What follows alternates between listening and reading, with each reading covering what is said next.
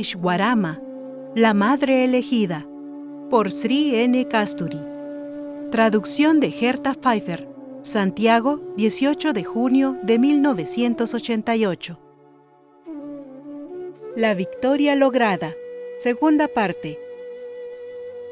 En todo momento, la madre hablaba con dulzura. Su lenguaje reflejaba paciencia y tolerancia. Siempre era claro como el cristal, porque siempre estaba libre de pretensiones. No tenía filos que hirieran al interlocutor. Era, para hacer uso de otra palabra, franco. Durante el tiempo en que Swami permanecía aún en el mandir de la aldea, había muchas mujeres aparentemente poseídas por espíritus que eran traídas a su presencia por los atribulados padres. Las infortunadas gritaban, se encerraban en mutismo, gemían y corrían de un lado para otro. Muchas veces su condición había empeorado, porque los charlatanes que las habían tratado no tenían sino un recurso, la vara. Ishwarama era a menudo la primera persona en ponerle remedio a estas curaciones, tratando a las víctimas con un bálsamo de simpatía. Algunos minutos en su compañía representaban un tranquilizante efectivo. Las trataba con amor de madre y calmaba sus emociones explosivas. A lo largo de toda su vida, ofreció este bálsamo con generosa abundancia a los afligidos. Y fue así que cada vez que la gente la llamaba madre, lo hacía con labios temblorosos y ojos llenos de lágrimas. Swami a menudo se iba en auto a Bangalore en las primeras horas, cuando los devotos estaban sumidos en la recitación del Om. La madre solía rogarle que no los dejara sumidos en el pesar.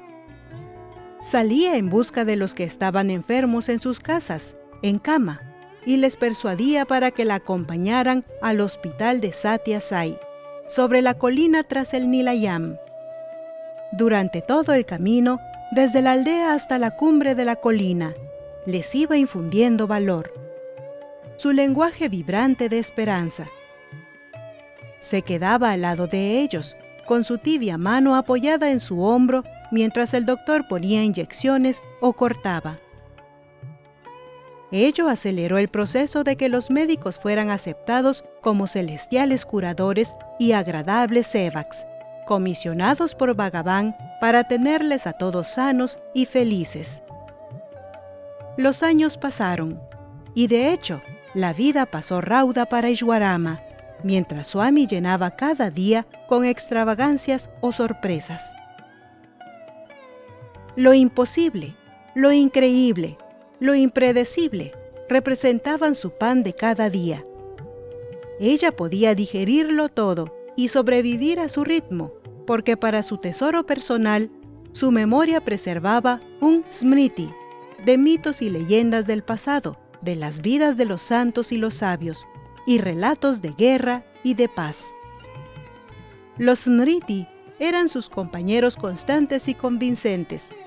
Las historias concernientes a Brahmangaru y a sus profecías asombrosamente acertadas, a Panduranga Vital y a sus asombrosos actos de gracia, las historias de las sanaciones que se producían en Kadiri, cuando está instalado el dios Narasimha. Todo ello le servía de piedra clave para reconocer la autenticidad del avatar que estaba frente a ella ahora. Descubrió paralelos y coincidencias, aproximaciones y similitudes, y su fe se fue acrecentando al pensar constantemente en los perturbadores, aunque felices sucesos que se producían a su alrededor. La fe que iba logrando a través de este proceso le ayudó también a muchos otros a fortalecer la propia, y se convirtió para ella en un instrumento para una acción empeñosa y decisiva. La madre poseía una riquísima fuente de sabiduría nativa, Meda, con la que calmaba la sed de los desolados y los desposeídos. No solamente conocía los remedios caseros para las enfermedades físicas, sino también muchas estrategias psicoterapéuticas para hacer uso de una palabra aristocrática, que eran capaces de demoler la depresión o el temor en la mente de las mujeres que llegaban hasta ella. Muchas les confiaban muchas cosas que no habrían osado contarle a sus propias madres. La simpatía con la que escuchaba abría todos aquellos recesos de sus corazones en donde se escondía la agonía. Ella toleraba las largas narraciones, nunca mostrando prisa o aburrimiento, resentimiento o disgusto. Y las lágrimas que asomaban a sus ojos bastaban a veces para ahogar los pesares.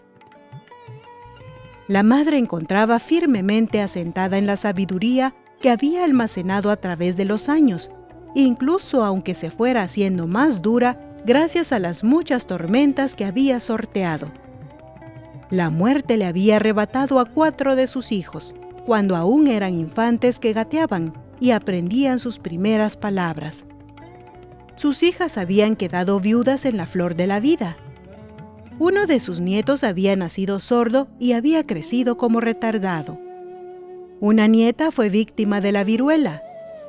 Estos eran desafíos que la confrontaban en la esfera doméstica. Mas las acciones de Swami la conmovían hasta lo más profundo, en tanto que sus palabras llenaban su entendimiento de valor y claridad.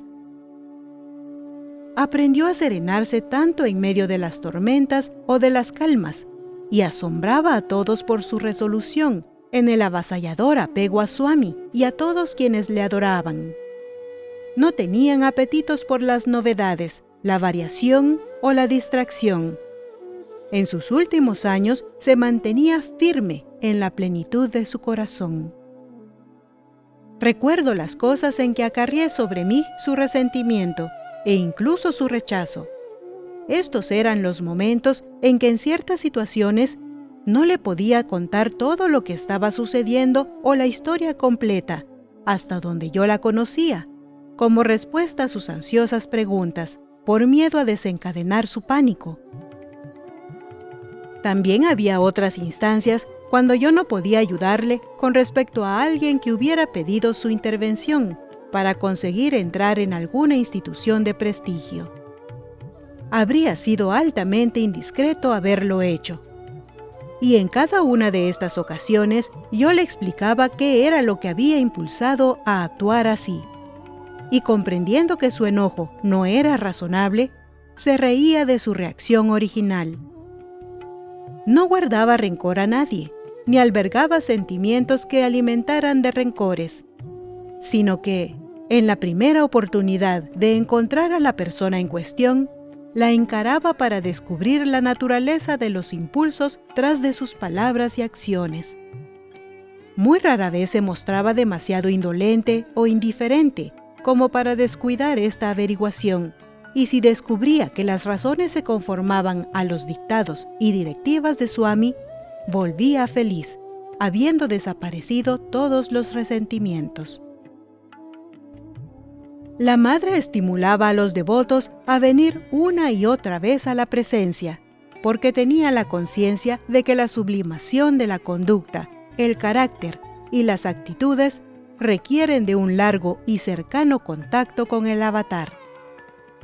Les confiaba su propia historia del temor que le cedía el lugar a la maravilla que se transformaba en adoración, la adoración conformándose en aceptación, la aceptación expresándose en adoración, la aceptación expresándose en la dicha que producía. Tienen que practicar la paciencia. Pasa un largo tiempo entre el tierno botón y la jugosa fruta, solía decir, citando la homilía de Swami para pacificar a los desesperados y a los descorazonados. Su consejo resultaba realmente reconfortante, porque ella misma era la personificación de la fortaleza que prescribía. La fortaleza trajo consigo la ecuanimidad, y la ecuanimidad derramaba amor incluso sobre aquellos que no sabían cómo ni cuándo lo podían devolver. Se trataba de un sadhana espiritual, de amar a los enemigos, de enfrentar el odio con el afecto, decía Swami, porque todos no son sino células en el cuerpo cósmico de Dios. Cuando vuestra lengua es mordida por vuestros dientes, ¿sacan a martillazos a los culpables? Solía preguntar. He oído a la madre repetir esta misma pregunta para calmar el enojo de muchas mujeres que se sentían insultadas e ignoradas. El kshama, o fortaleza de que hablábamos, significaba también la cualidad de la misericordia que se manifiesta como el impulso a perdonar y a olvidar. La madre no tenía más que una débil película de memoria para los incidentes que atacaban su autorrespeto. Estos recuerdos desaparecían ante el apenas perceptible soplo de sabiduría que soplara sobre esta infinitesimal ira suya. El avatar ha tomado sobre sí mismo la tarea de redimir el género humano de la ruina hacia la que está lanzado. Su llamado hacia el samskara, la sublimación, no involucra tan solo el proceso de limpieza, el desraizamiento del odio, de la hostilidad, del fanatismo, de la locura y el prejuicio, sino también el proceso de nutrir las cualidades positivas de la tolerancia, la hermandad, la simpatía, la caridad y la claridad. Ishwarama, al igual que millones de sus hermanas, eran asaltadas por la insensatez, el temor y la búsqueda a tientas, cada vez que se acumulaban en ella los deseos mundanos y clamaban por ser satisfechos o producían conflictos. Swami la condujo hacia el ámbito de la felicidad, la bondad y la sabiduría. Él la elevó, a ella, a quien había elegido como la madre, al estatus de primerísima pupila suya, mientras ella progresaba desde la perplejidad a la preeminencia de la fe en la divinidad, que nos engaña en cuanto a diversidad, y también nos ayuda a sacarnos ese engaño, porque no se trata sino de un juego que le gusta jugar. Las vidas de los hombres y las mujeres de las aldeas eran liberadas de las enfermedades o problemas por medio de los puntuales del rito, el sacramento y la ceremonia, los mantras, los yantras y los tantras, los sacerdotes, los oficiantes y los encantadores. Swami explicó el sentido medular de los que encerraban estas costumbres y fórmulas, e iluminó a la madre y a otros respecto a su significado doctrinario, su propósito básico, su validez en cuanto al diagnóstico y su validez clínica. De este modo, hizo más liviana la carga de ansiedad y de ignorancia, llenó de luz los rincones oscuros y ahuyentó el temor de sus mentes. Estas, al igual que innumerables otras lecciones, fueron derramadas sobre la madre por el Maestro Supremo, por años, echando mano de la mirada de advertencia, la sonrisa alentadora, la exclamación alertadora, una pregunta para interrumpir, una metáfora para aclarar el sentido, una historia para implementar un mensaje, hasta que la fue conformando en una genuina santa que podía ver cualquier evento, emoción, pensamiento o cosa como una puerta enjollada a través de la cual podría reconocer al Uno. No es de extrañar, por ende, que el Señor haya respondido positivamente y con complacencia con un «vengo, vengo», cuando la madre anhelara su fusión con su último aliento y gritara, con todo su ser, «Swami, Swami». Aquella ola que se había levantado y corriera por la superficie en respuesta a la voluntad oceánica, era invitada ahora, por esa misma voluntad, a volver a ella.